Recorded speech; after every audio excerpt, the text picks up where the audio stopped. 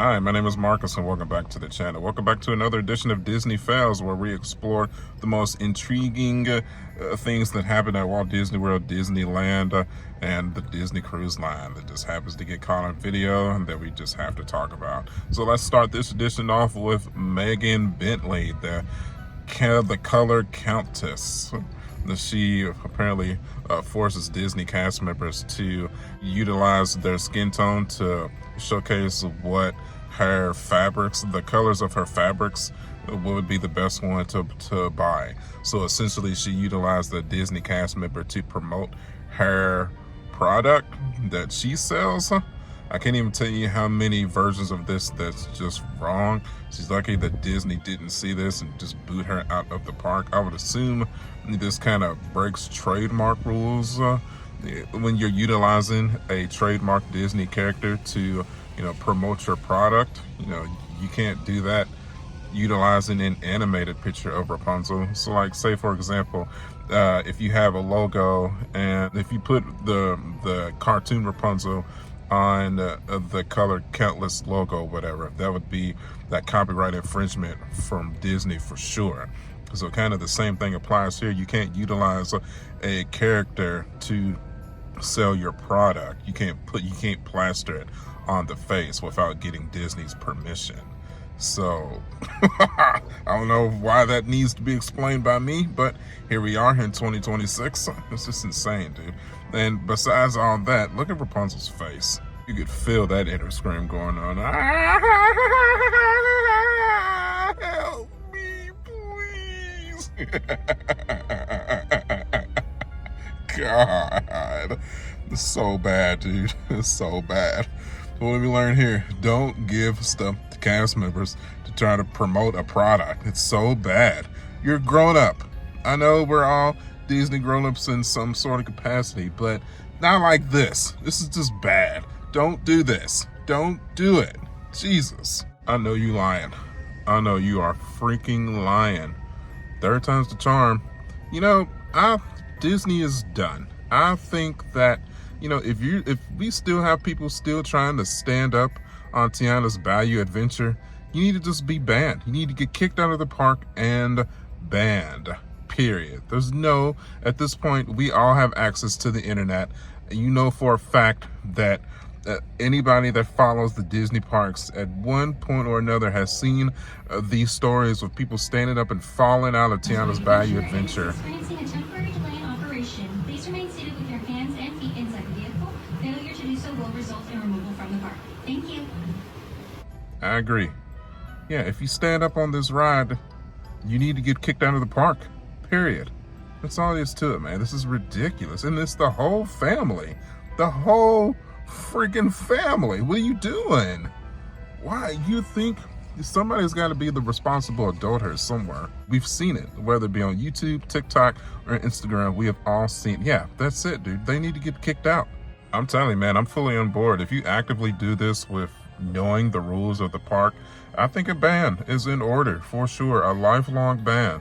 There's no excuse. You know for a fact you're not supposed to stand up on a flume style water raft ride. You could die. You could literally die. I don't know why this needs to be explained, but clearly people are not going to start learning until Disney just starts flat out banning people. You give the first two an opportunity. Maybe they just got scared or something, but now, bro, I'm sure you're gonna see some new signs for Tiana's Bayou adventure get put up. If you stand up on this ride, you're kicked out and could lead to potential bans from all of Walt Disney property, period. So just don't do it.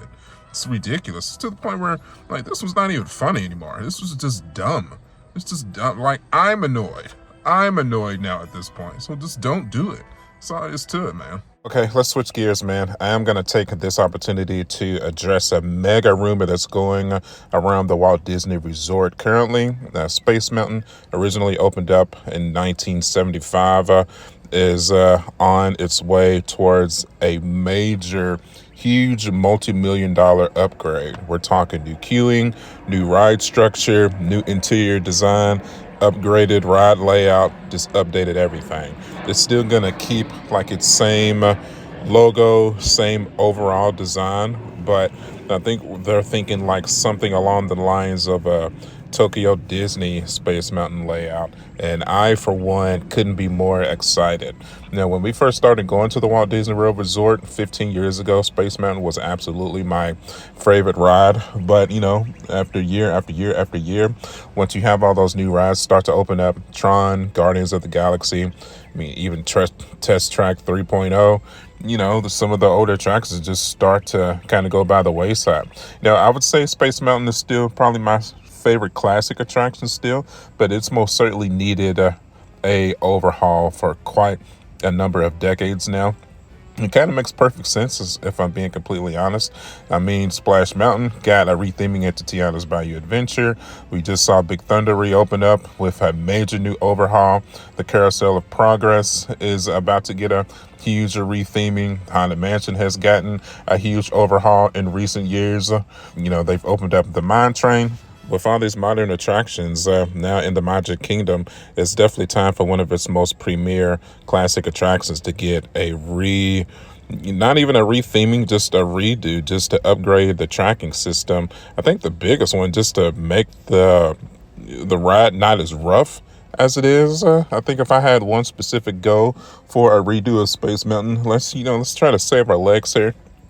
Definitely, it's an attraction every time I get on it. It's just rough. I just feel like I've just been battered and beaten. It's kind of like those old style wooden roller coasters from like your Carnival State Fair type situations going on there. So definitely, if I had one major goal with a redoing of Space Mountain, let's fix that track system to make it way more smooth. Kind of like the Mine Train or Tron, man, for sure. And saying all that, I'm sure they're probably going to add some kind of a backstory to the queuing and the overall layout of the attraction as well. At first, there wasn't really a story to the original Splash Mountain. Pretty much you're just getting onto a spaceship and you're blasting off. That's really it. I don't know, maybe let's get kind of like, I'm thinking like some kind of a mission space, at Epcot, how you're either traveling around the Earth or you're traveling to Mars. I'm thinking we get something of that nature as a backstory added onto Space Mountain. That would be cool.